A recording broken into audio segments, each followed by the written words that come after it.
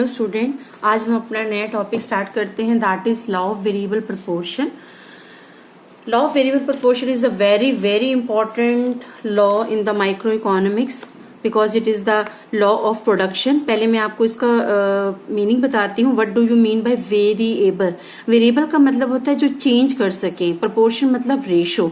मैंने आपको previous class में बताया था रिटर्न्स टू अ फैक्टर, जो शॉर्ट रन का टॉपिक था, उसमें मैंने आपको रिटर्न्स टू अ फैक्टर की डिफाइन बताई थी. Returns to a factor, return मतलब output. It is the behaviour of total output when the behavior of total output change only change in one factor of production, only change in one factor of production. जब सिर्फ एक factor of production की वजह से जब आपका TP change होता है, उसका बिहेवियर चेंज होता है, उसको हम कहते हैं रिटर्न्स टू अ फैक्टर. इसमें अदर फैक्टर आपके कांस्टेंट होते हैं और उस बिहेवियर को मेजर करने के लिए हम पढ़ते हैं लॉ ऑफ वेरिएबल प्रोपोर्शन. यानी जब हम अपना रेशो चेंज करते हैं लैंड या फिक्स फैक्टर और वेरिएबल फैक्टर का, तो क्या रिटर्न आता है? लॉ मीन्स होता है बिल्कुल. This law states that with the more application of variable factor, कि जैसे ही हम अपने वेरिएबल फैक्टर को अप्लाई करते हैं विद द मोर, यानी one more application of variable factor with fix factor, initially हमारा एमपी राइज करता है, but after a certain stage it starts falling. I repeat, this law states that with the more application of variable factor with the fixed factor, यानी अगर आप बाकी के सारे factor को कांस्टेंट रखते हैं, लैंड को या कैपिटल को, और सिर्फ लेबर को इनहेंस करते हैं, एक एक करके बढ़ाते हैं, तो आप शुरू में नोट करेंगे एमपी आपकी राइज करती है, but after a certain stage, एक स्टेज ऐसी आ जाती है जिसके बाद ये फॉल करने लगता है. या हम इसकी डिफाइन किसी टीपी से करते हैं. According to this law, as we increase the quantity of only one input मैंने आपको बताया ना, फिलहाल हमारा शॉर्ट रन है, शॉर्ट रन में हम सिर्फ एक ही फैक्टर को बदल पाएंगे, कीपिंग अदर इनपुट कांस्टेंट या फिक्स्ड. टीपी, अब हम एमपी जो है वो टीपी को रेट देता है. मैंने ऊपर आपको बताया एमपी राइजेस, इट मीन्स यहाँ पर टीपी राइज तो करेगा, बट उसकी राइज जो है वो इंक्रीजिंग रेट पर होगी, बट उसके बाद डिमिनिशिंग, क्योंकि वहां पर एमपी फॉल करता है, and finally at a negative rate. ये मैं आपको एक बार ये डिफाइन बाद में दोबारा बताऊंगी, क्योंकि पहले आप जब इसकी टेबल कर लेंगे तो ये वाली डिफाइन आपको अपने आप ऑटोमेटिकली ही समझ आ जाएगी. लेकिन हम जब भी कोई लॉ करते हैं स्टूडेंट, उस लॉ को करने के लिए सबसे पहले हम उसकी एजम्पशंस करते हैं. एजम्पशन सबसे पहले हमारी है, it is a short run concept. Short run समझ गए कि ये हमारा सिर्फ शॉर्ट रन कंसेप्ट है. ये हम क्योंकि इसमें सिर्फ और only one factor of production can be change, हमारे पास we have no enough time कि हम अपने सारे फैक्टर्स ऑफ प्रोडक्शन को बदल सकें.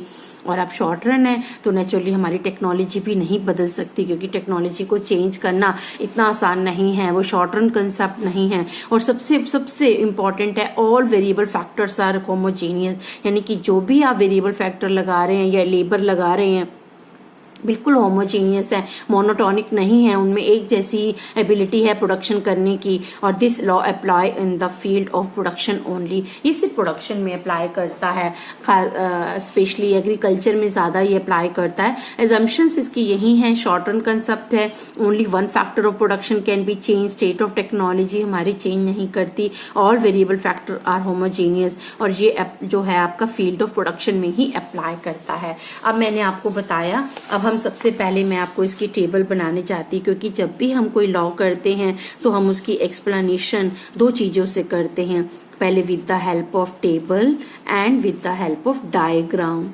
ठीक है, टेबल के लिए आप देखिए, पहले हम यहाँ लिखेंगे यूनिट्स ऑफ फिक्स फैक्टर, यहाँ पर हम लेंगे यूनिट्स ऑफ वेरिएबल फैक्टर, यहाँ पर हम लेंगे पहले टीपी, यहाँ पर एमपी, और यहाँ पर हमारे रिमार्क्स या फेसेस चलेंगे. आपको बहुत इजी लगेगा, आप ये समझा विद इन 5 मिनट्स में.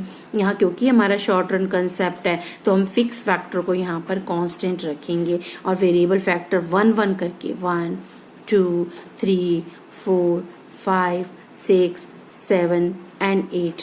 ठीक है स्टूडेंट्स, मेरी एक एडवाइस है, आप कभी भी टीपी पहले ना बनाएं, क्योंकि आपको टीपी की रेट तब तक आप पहले एमपी बनाएं। जैसे मैंने आपको बताया, this law states that with the more application of variable factor with fix factor initially MP rise. आप एमपी को राइज कर दीजिए। जैसे आपने पहले इसको लिया 2, 3, 4, इनिशियली एमपी राइज, फिर मैंने आपको बताया था but after a certain stage MP starts falling, it starts falling. अब आप इसको फॉल करें 3, 2, 1, 0, और एक स्टेज तो ऐसी आ जाएगी जब आपका एमपी नेगेटिव हो जाएगा। यानी जब तक ये राइज करता है इसको हमारी फर्स्ट फेज कहते हैं।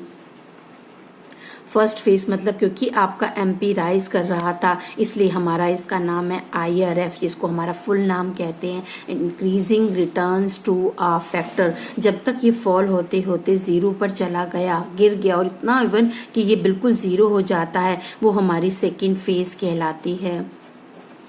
ठीक है, और उसको हम कहते हैं diminishing returns to a factor. और जब हमारा ये नेगेटिव हो जाता है उसको हम कहते हैं negative returns to a factor, क्योंकि ये हमारा इस टाइम हमारा एमपी बिल्कुल नेगेटिव हो गया। That is called the first phase. MP को अगर आप ऐड करते हैं तो आपका टीपी आ जाता है 2 and 3 5 4 9, फिर यहाँ पर आपका 12 14 एमपी ऐड करते जाइए, आपको टीपी मिलता जाएगा। कितना इजीली हमने बना लिया। यानी कि यहाँ तक जब तक एमपी हमारा राइज कर रहा था और टीपी इंक्रीज कर रहा था इंक्रीजिंग रेट पर, ये हमारी हो गई फर्स्ट फेज। जब तक एमपी हमारा फॉल हो रहा था और 0 हो जाता है वो हमारी हो जाती है सेकेंड फेज। और जब हमारा एमपी नेगेटिव हो जाता है वो हमारी हो जाती है NRF, negative returns two phase. मैं आपको दोबारा समझाती हूँ। फेज 1 हमने क्या देखा, उसका नाम था increasing returns to a factor, increasing थी। इसका हमने क्या देखा, इसमें आपका पहले एमपी इंक्रीज करता है और आपका टीपी करेगा इंक्रीज एट इंक्रीजिंग रेट, क्योंकि जो एमपी होता है वो ही टीपी की रेट हो जाती है। अगर एमपी इंक्रीज करेगा टीपी इंक्रीज तो करेगा बट इंक्रीजिंग रेट पर। सेकेंड फेज पे आ जाते हैं हमारी, जिसका नाम है diminishing returns to a factor, diminishing returns to a factor, जिसको हम अभी आपको बताया एमपी फॉल होता जाएगा, MP starts falling and become 0, क्योंकि इतना फॉल करेगा कि ये 0 पर हो जाएगा। यानी एडिशनल लेबर के लगाने पे हमारे प्रोडक्शन में कोई भी चेंज नहीं आएगा। अब यहाँ पर टीपी इंक्रीज तो करेगा लेकिन आप एरो देखो एट डिमिनिशिंग रेट, और जब ये 0 हो जाएगा एंड टीपी बिकम मैक्सिमम। कितना आसान हो रहा है ना, क्योंकि इससे हमारा टीपी और एमपी का रिलेशन भी क्लियर होता जा रहा है कि जब एमपी राइज करता है टीपी इंक्रीज करेगा at increasing rate, that is called the increasing returns to a factor. Phase 2 पढ़ा रही हूँ जिसका नाम है diminishing returns to a factor, जिसमें एमपी फॉल करता है और 0 हो जाता है, जिससे टीपी इंक्रीज करता है at diminishing rate and TP become maximum. तीसरा हमारी है फेज 3, इसका नाम मैंने आपको बताया negative returns to a factor. इसमें आपका जो एमपी है वो बिल्कुल नेगेटिव हो जाता है, यानी कि अब और फैक्टर के लगाने पर हमारा MP negative, MP becomes negative and TP starts falling, क्योंकि अब टीपी इंक्रीज नहीं कर रहा, क्योंकि अब उसकी जो इंक्रीजिंग रेट थी वो नेगेटिव हो गई। और जो कभी भी कोई चीज़ जब नेगेटिव रेट से बढ़ती है तो वो पहले से कम हो जाती है एमपी। एक बार दोबारा देखिए स्टूडेंट्स, कितनी प्यारी सी table, units of fix factor. क्योंकि हमारा शॉर्ट रन कंसेप्ट है, हम इसको चेंज नहीं कर सकते, इसलिए हमने इसको keeping remain constant variable factor 1 1 करके बढ़ाए हैं, क्योंकि इसकी डिफाइन में क्या था, this law states that with the more application of variable factor with fixed factor initially MP increase but after a certain stage it starts falling। यानी यहाँ पर MP हमारा राइज कर रहा है, यहाँ पर राइज करते करते 0 सेकेंड फेज में और नेगेटिव। फर्स्ट फेज में हमारा एमपी राइज करेगा, टीपी इंक्रीज करेगा एट इंक्रीजिंग रेट। फेज 2 यहाँ पर हम इसका नाम देते हैं diminishing returns to a factor, MP fall and become 0 and TP increase at diminishing rate और बिकम मैक्सिमम। फेज 3 नेगेटिव, यहाँ पर आपका एमपी बिल्कुल नेगेटिव हो जाता है एंड टीपी स्टार्ट्स फॉलिंग। अब हमारी टेबल बन गई। Now we draw the diagram.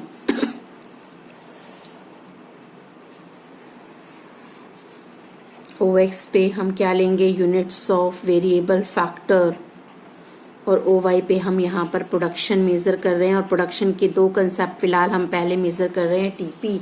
TP हमारा लेंगे और हमारा इस बिल्कुल यहाँ पर हम लेते हैं 1 वेरिएबल फैक्टर 1 बिल्कुल स्केल से 1 2 3 4 5 6 7 एंड 8 और हमारा जो प्रोडक्शन है वो हमारा जो मैक्सिमम है 15 यानी 2 4 6 8 10 12, थोड़ा और बढ़ा देते हैं इसको 14 एंड 16। ठीक है, यहाँ पर हमारा हो गया y एक्सिस। अब हम टीपी बनाते हैं। 1 पर हमारा टीपी है 2, या मैं आपको फ्री हैंड बना के दिखाती हूँ। नहीं, 1 पे 2 पर हमारा जो टीपी था वो था 5। 3 पर हमारा टीपी था 9, 3 पर हमारा है 9 बिल्कुल। 4 पर 12, 5 पर हमारा 14, 6 पर हमारा 15, 7 पर हमारा 17 और 15 एंड 8 पर हमारा फॉल। जब आप इसे ज्वाइन करेंगे बहुत सुंदर सी शेप आएगी, बहुत प्यारी सी। मैं आपको एक बार फिर फ्री हैंड बना के दिखाती हूँ, बहुत सुंदर। OX पे आप यहाँ पर लेंगे यूनिट्स ऑफ वेरिएबल फैक्टर और यहाँ पर आप लेंगे प्रोडक्शन में आपके दो कंसेप्ट आने वाले हैं, टीपी एंड एमपी।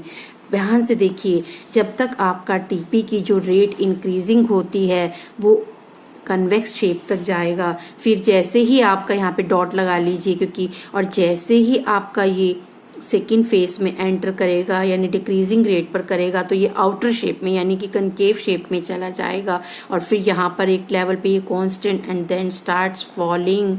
यानी जब तक ये बढ़ रहा था इसे हमने नाम दिया है IRF और जब तक ये मैक्सिमम हो जाता है इसे हम नाम देते हैं। अब आप एमपी बना सकते हैं क्योंकि फर्स्ट फेज में आपका एमपी क्या कर रहा था, राइज। ठीक है, एमपी आपका राइज करता है और फिर ये डिमिनिशिंग होते होते यहाँ पर fall and then starts falling. बहुत ही ध्यान से देखिए, ये आपकी थी फर्स्ट फेज जिसका नाम है आपका IRF, ये सेकंड फेज है जिसका नाम है DRF diminishing returns to a factor, ये आपकी थर्ड फेज है जिसका नाम है negative returns to a factor. Is it clear? That is the TP and MP. One more diagram you can see here. One more diagram. तो कि जब तक बच्चों को क्लियर नहीं हो जाता, आप थोड़ा सा ज़्यादा बड़ा बना के दिखा रहे हैं आपको। यहाँ पर यूनिट्स ऑफ वेरिएबल फैक्टर, यहाँ पर y एक्सिस पे हम मेज़र कर रहे हैं प्रोडक्शन जिसमें हमारे TP एंड MP। अब आप देखिए, बहुत पहले MP बना लीजिए, कोई बात नहीं। MP देखिए, अब आप समझ गए होंगे, this is first phase, this is second phase and this is third phase. यहाँ पर आपकी थर्ड फेज हो जाएगी नेगेटिव में और आपका टीपी पहले आपका कन्वेक्स शेप में बढ़ता है, then start maximum and then become negative. अब आपका फेज 1 दोबारा समझाती हूँ। फेज 1 आपकी थी IRF increasing returns to a factor, जिसमें आपकी टेबल के अकॉर्डिंग आपका जो MP राइज हुआ था वो up to 3 units of labour हुआ था। 3 यूनिट्स ऑफ लेबर आप देख सकते हैं डायग्राम में आपका 3 यूनिट्स ऑफ लेबर तक अराइज हुआ था, जिसको हमने 3 यूनिट्स ऑफ लेबर में आपकी जो टीपी की रेट थी, टीपी इंक्रीज तो कर रहा था एट इंक्रीजिंग रेट, लेकिन इसके कॉजेज क्या रहे होंगे? ऐसा क्या है, शुरू में जैसे ही हमने लेबर लगाई तो एकदम से हमारा टीपी की जो रेट है वो इंक्रीजिंग। उसका फर्स्ट रीजन है हमारा फुलर यूटिलाइजेशन ऑफ रिसोर्सेज।